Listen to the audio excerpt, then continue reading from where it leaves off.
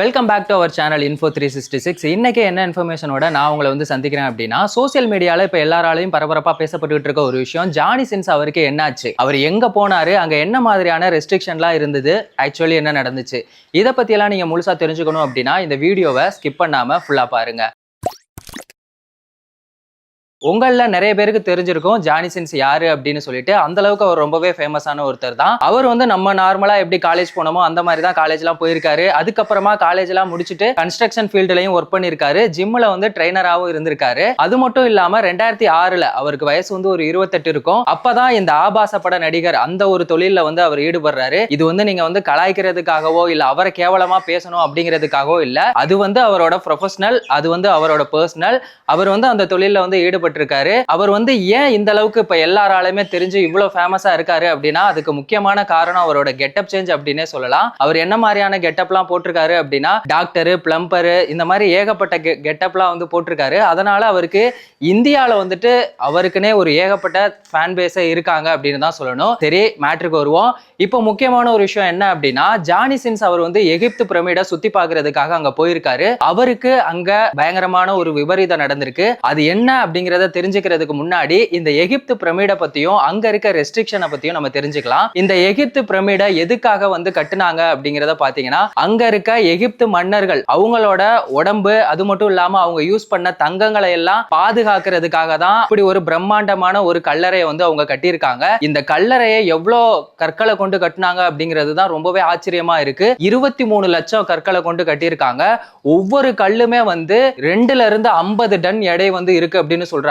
அந்த காலத்துல எந்த ஒரு மிஷினுமே கிடையாது அந்த கல்லை தூக்கிட்டு போறதுக்கு. ஆனாலும் அந்த கல் எல்லாத்தையுமே தூக்கிட்டு போய் எப்படி இப்படி ஒரு பிரம்மாண்டமான ஒரு கல்லறையை கட்டுனாங்க அப்படிங்கிறது இப்ப வரைக்குமே ரொம்பவே ஆச்சரியமா இருக்கு. இன்னொரு விஷயம் என்ன அப்படின்னா, எகிப்து பாலைவனத்துல பாத்தீங்கன்னா 50 டிகிரி செல்சியஸ் வெப்பம் இருக்கு அப்படின்னா, இந்த எகிப்து பிரமிடுக்குள்ள பாத்தீங்கன்னா 20 டிகிரி செல்சியஸ் தான் இருக்கு. அந்த அளவுக்கு இந்த கற்களோட அந்த கற்களோட அடர்த்தியா இருக்கட்டும், இல்ல அந்த காற்றோட்ட வசதியா இருக்கட்டும், எல்லாமே வந்து ரொம்பவே நல்லா இருந்திருக்கு. இந்த எகிப்து பிரமிடுகள்ல மம்மி அப்படிங்கறதும் நீங்க சில பேர் கேள்விப்பட்டிருப்பீங்க. அது என்ன அப்படின்னா, அந்த உடல் எல்லாம் வந்து அழுகி போகாம இருக்கிறதுக்காக ஒரு ரசாயன பொருட்களை ஊத்தி ஒரு துணியை சுத்தி வச்சிருப்பாங்க. அதுக்கு பேரு தான் வந்து மம்மி. அந்த மாதிரி ரொம்பவே பொக்கிஷமா அந்த எகிப்து மன்னர்களோட உடம்ப வந்து அவங்க பாதுகாத்துக்கிட்டு இருக்காங்க. அப்படிப்பட்ட இடத்துல எதுக்காக சுற்றுலா பயணிகள் வந்து போறதுக்கு தடை விதிச்சிருக்காங்க அப்படின்னா, அந்த கற்கள் இருக்குல்ல, அது வந்து ரொம்பவே வலுவழுப்பா இருக்கும்.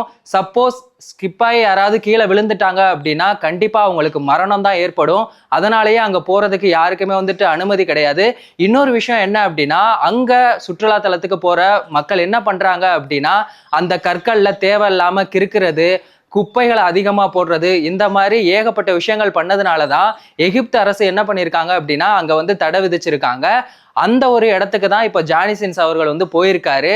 அங்க போகும்போது அவரோட கால் வந்து ஸ்லிப் ஆகி இப்போ வந்து ரொம்பவே ஃப்ராக்சர் ஆயிருக்கு. அவரோட முதுகு தண்டு ரொம்பவே அடிபட்டிருக்கு. இப்போ என்னாச்சு அப்படின்னா, அவரோட ட்விட்டர், இன்ஸ்டாகிராம் பக்கத்துல அவர் என்ன சொல்லியிருக்காருன்னா, நான் இப்போ ரொம்பவே சேஃபா இருக்கேன், நான் வந்து கம்பேக் கொடுப்பேன் அப்படின்னு வந்து சொல்லியிருக்காரு. ஃபைனலா ஒரு விஷயம், ஜானி சின்ஸ் அவர் வந்து ஒரு தப்பான தொழில் பண்றாரு அப்படிங்கிறதுக்காகலாம் நம்ம வந்து இந்த கண்டென்ட்டை எடுக்கல. இந்த கண்டென்ட்டை எடுத்ததுக்கான நோக்கம் என்ன அப்படின்னா, ரெஸ்ட்ரிக்ஷன் அப்படிங்கிற ஒரு இடம் இருக்கு அப்படின்னா அங்க யாருமே தயவு செஞ்சு போகாதீங்க. இன்ஃப்ளூயன்சர் நீங்க இருக்கீங்க அப்படின்னா உங்களை நிறைய பேர் வந்து ஃபாலோ பண்ணுவாங்க. நீங்க வந்து அவங்களுக்கு தப்பான ஒரு முன்மாதிரியா இருந்தீங்க அப்படின்னா அது ஆபத்துல போய் முடிஞ்சிடும். ஸோ இந்த மாதிரி ரெஸ்ட்ரிக்ஷனான பிளேஸுக்கு நீங்களும் போகாதீங்க. உங்களோட ஃபாலோவர்ஸ் இதை பார்த்து அவங்களும் போறதுக்கான வாய்ப்பு இருக்கு. ஸோ தயவு செஞ்சு ரெஸ்ட்ரிக்ஷனான இடத்துக்கு போகாதீங்க. ஏன்னா இதுக்கு முன்னாடி இந்த குணா குகைக்குள்ள விழுந்து அந்த மாதிரியான சம்பவங்கள்லாம் தொடர்ந்து நடந்துகிட்டே தான் இருக்கு. அதெல்லாம் பார்க்கும்போது நமக்கே ரொம்ப பயமா இருக்கு. ஏன்னா எப்போ எங்க என்ன நடக்கும் அப்படிங்கிறதே தெரியாது. ஸோ ரெஸ்ட்ரிக்ஷனான பிளேஸுக்கு யாருமே தயவு செஞ்சு போகாதீங்க. ஜானி சின்ஸை பத்தி நீங்க என்ன நினைக்கிறீங்க? அந்த காலத்துல மிஷினே இல்லாம இப்படி ஒரு பிரம்மாண்டமான எகிப்து பிரமிடை வந்து கட்டியிருக்காங்க. ஸோ அதை பத்தி நீங்க என்ன நினைக்கிறீங்க அப்படிங்கிறதையும் மறக்காம கமெண்ட் செக்ஷன்ல சொல்லுங்க. எந்த ஒரு இன்ஃபர்மேஷனா இருந்தாலும் அதை 5 நிமிஷத்துல தெரிஞ்சுக்கணும் அப்படின்னா நம்ம சேனலை மறக்காம சப்ஸ்கிரைப் பண்ணுங்க. அப்படியே உங்க ஃப்ரெண்ட்ஸுக்கும் ஷேர் பண்ணி சப்போர்ட் பண்ணுங்க. வேறொரு வீடியோல வேறொரு இன்ஃபர்மேஷன்ல நம்ம திரும்பவும் சந்திக்கலாம்.